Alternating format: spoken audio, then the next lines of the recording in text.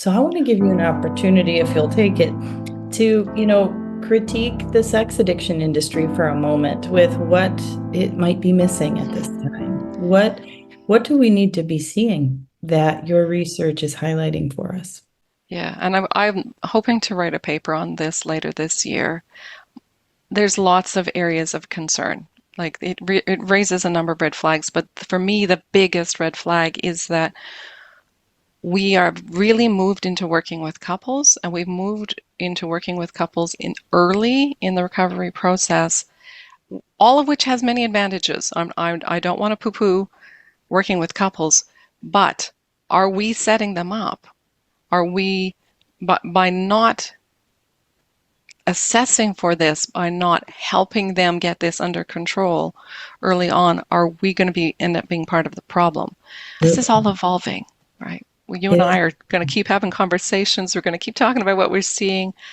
Um, I did talk to you a little bit before that I'm beginning to look at how I can work with couples using a domestic violence focused couples model. How can I adapt that to our constituents? Because as you've rightly pointed out in so much of your research, there are also a lot of people we see who would go, well, I don't really resonate with the physical violence or the sexual violence. There's been a lot of lying, hiding. There's been a lot of really quite selfish and irresponsible behavior. Um, and as you point out in your writing, and some of that irresponsible behavior can become fatal, right? Mhm. This is no less dangerous, what we're talking about.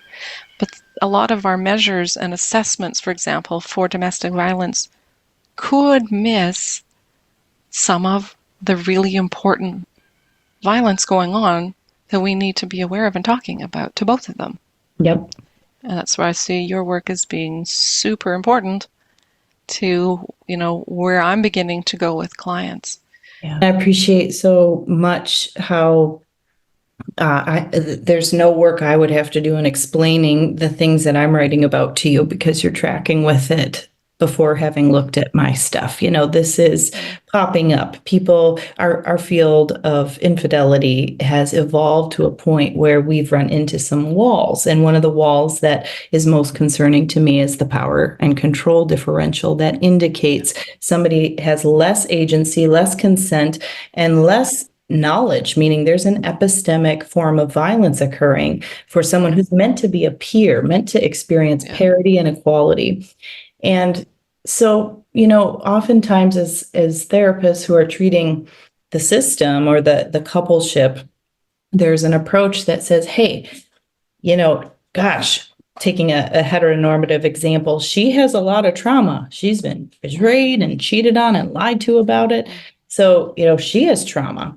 And also he has trauma. Otherwise, he wouldn't have done this stuff. And I don't disagree that trauma is, a pretty consistent finding that we have with folks who Yeah. cheat. So I won't disagree with that. So you have trauma, honey. You have trauma, honey. Let's heal our trauma. And in the couples work, what we fail to do very often is identify the power differential, the power dynamics that are at play, because that changes the healing tasks for the trauma. Here's why. Mm. Person who is abusing, even if they aren't intending to be abusive, they aren't intending to dominate, demoralize, Yeah. diminish their partner, nonetheless, Yeah. they are. They are reducing agency, epistemically withholding knowledge that is essential information for someone's safety and well-being, controlling that narrative, abusing finances, sexually coercing. There's all sorts of other pieces or methods of abuse that can roll into that. And I would say it's all done by choice, but it doesn't mean that the intention is to try and squash the Squish person. you. Yeah. Oftentimes, yeah, Yeah. the intention is really, oh, there's my kitty, much more about avoiding consequences, and Yeah. it's that have your cake and eat Absolutely. it too issue, which is rooted Yeah. in entitlement and things like that. But Yes. at the end of the day, we say, heal your trauma.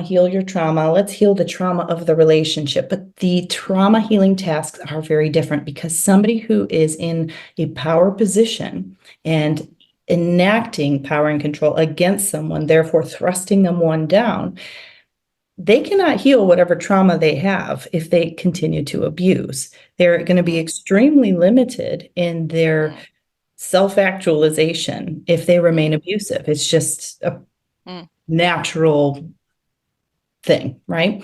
Yeah, Furthermore, somebody who's experiencing ongoing abuse is going to really be limited in how much they can heal because they absolutely. continually are antagonized or Yeah, bumping into additional traumatic events. And yes. so, as much healing work as they do to maintain in an abusive environment while trying to heal is nearly an impossible task. So the healing tasks must shift, and that's our job as therapists is to Mm, identify, hey, if everyone has trauma here to heal, let's take a look at what kind of dynamics of power or inequality are influencing these tasks. Because here's what I mm, hear a lot, and I'd be curious what you think about this, Lisa. I hear friends and well-meaning colleagues who are quick to call out the behaviors or the offending from a victim position or mm, even the use of control and powering over that a partner will do, while mm. also failing to first call that out in the offending partner. Yeah, yeah, And when I see that, I have to say, are we acknowledging that there's a power differential and then putting a period there without treating yeah, it? Because that's yeah, pretty unethical. It's yeah, time for us to really begin to zoom out so we can embrace what we need to be assessing for and guiding our clients to recognize. yeah. A- Absolutely, 100%. And as I was looking for assessments to begin to give clients, I had the same problem from coming from the DV tools. So, for example, the conflict tactics scale, I think by Strauss and a couple of other researchers, most commonly used, right? Mhm. Domestic violence assessment tool. And I'm like, she looks really bad on this because without context, she ends up because it's a bilateral, because they're measuring both themselves and their partner. I've done this, my partner's done this to me, Yeah, in all of the questions. Um, and she ends up looking like she's the person in coercive control. So I had to very quickly modify that to say, was that going on prior? I want you to tell me, was that prior to discovery or disclosure? right. Was that behavior going on before? No, just going on now? And not because I, as the person who's taking this information, don't get it. I'm applying the context. I don't even want the guys walking away going, I knew it. She's abusive. That's You know, right. it's like, oh This goodness. stuff gets weaponized so easily, doesn't it? Yeah, yeah. And I Absolutely. just needed to be a tool for me, but also to help move them to begin that ownership Yep. of their own stuff. But it can be so easily, if I come in with that entitled victim mindset, it can just become again, yeah, she's the problem. Yep. And other Because people are saying it. the idea is someone has to actively hold power and control to be abusive. So, in my Yeah. estimation, abuse is a dynamic. Abuse Mm, can only occur if somebody holds power over the other party, mm, whether it's a system or a government or an individual. yeah. Yeah. The On so idea many is levels. that, yeah, that's abuse. Now, violence can occur in any context, and it can occur Yeah. even accidentally. For Yeah. instance, gun violence that occurs with kids Yeah. playing with Exactly. guns, Yeah. right? That's an act of violence, may not have Yeah. been intentional, but nonetheless, the outcome is one that meets the definition for violence. Yeah. So we have to be careful with the word abuse because oftentimes partners are pegged with these abusive, controlling methods and Yeah. tactics. But what they're trying to do is so well described in domestic violence literature. And it's called resistance, which I know you're familiar with. Yeah. Resistance is the idea that when somebody is thrust into a one down position, they will actively resist that. Nobody just Yeah. takes that and says, okay, this is how it is. Mm, We, in very strategic ways that work to keep us as safe as possible in the midst of that entrapment or endangerment, we mm. will work to equalize power or to free Yes. ourselves or to Yes. resist additional injuries and injustices.